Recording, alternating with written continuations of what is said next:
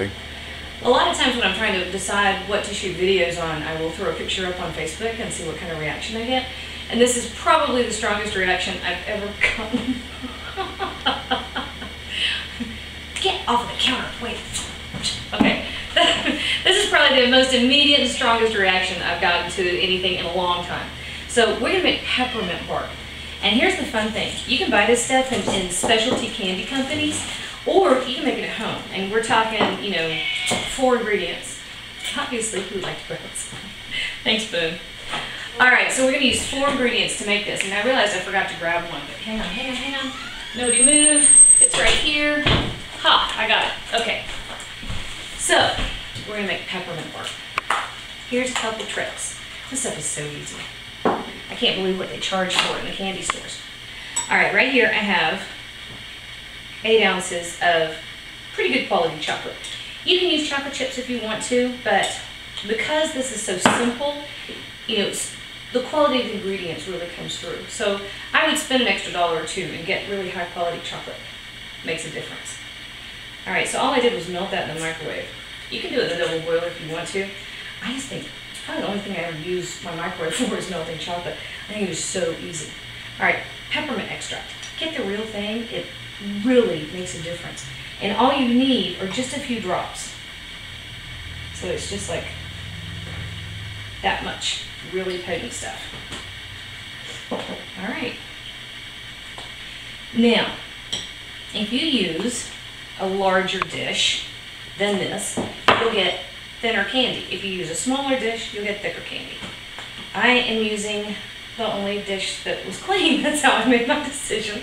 And when you do this, you want to line it with foil. Would you stop, please? My 9-year-old's being strange right here. Line it with foil and really smooth out the wrinkles, because if you don't, you'll end up with like folds that the chocolate will get caught in, and then you'll have like bits of foil in your candy.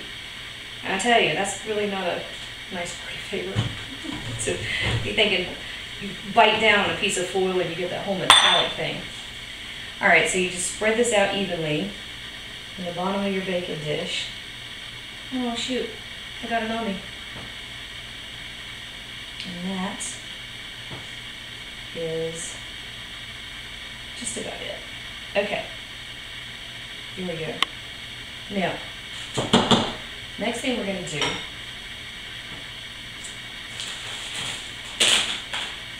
crushed up candy canes. Now, my 13-year-old daughter did it for me. This is probably 8 regular sized candy canes.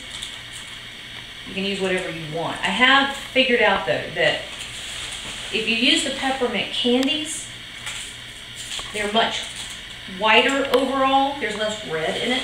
It doesn't show up as well on the white chocolate. So, you know, silly little preference, but there it is. So you're going to put about half of that, just like this. Okay, maybe one more pinch. Sprinkle. Okay, so this is what we have so far. You see? Now, I'm going to stick this in the refrigerator. And here's one of the tricks that I have figured out. You do want this to get firm. Not the refrigerator, I'm going to stick it in the freezer. You want it to get firm. But if you let it get all the way, you know, rock hard at this point, when you go to put the white chocolate layer on next, the layers have a tendency to separate. So get it 95% set, okay? Just the tiniest bit soft. So I'm going to stick this in the fridge. I'm going to melt the white chocolate, and that's about the right amount of time for everything to come back together, okay? So I'll be back. We're ready. Okay, so I've let my chocolate firm up, and I melted off the white chocolate. See how it's gotten pretty firm, but not like rock solid. And I took my white chocolate, and I did the same thing that I did with the chocolate, but it's not dark chocolate, you know what I mean, the brown chocolate. I stirred in a little bit of the peppermint extract. Don't let it smear, which is exactly what I just did. So you can go right over the top. And you know, I guess if you are simply after flavor and you don't really care what it looks like, you could, you know, do it when it's softer. and it'd be kind of a marble thing. Do you hear the kids in the other room? Sorry about that. My cousin Troy is here, and his job is to keep an eye on them and keep them entertained. And I think I hear a lot of entertaining going on, and less keeping quiet. That's all right. All right, here we go.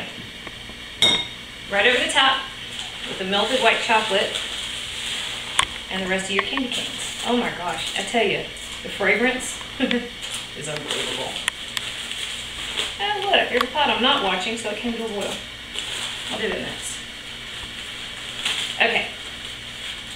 Last of our candy canes right over the top evenly. And give these kind of a pat to kind of sink them down into the chocolate. Just like that. Then we're going to pop this back in the freezer. And once it sets up all the way, I'll show you what it looks like. Alright, keep going. I have peppermint bark. Alright, when it's gotten really firm, now you're going to have some of the candy that's going to fall off the top. It happens, get over it. So, first thing to do, don't hold it too long because the heat of your hand will remelt that chocolate. And you don't want to do that. And carefully peel away this foil. You can use parchment paper if you want to. I just think foil is easier. Okay, so here's your big method. You can use a knife if you want to. You don't have to, because you can just, oh, watch this, I'm gonna make a big mess. You can just, and it did, oh, there we go. You can break it apart like that. Okay. Oh, look, see? That piece wanted me to try it.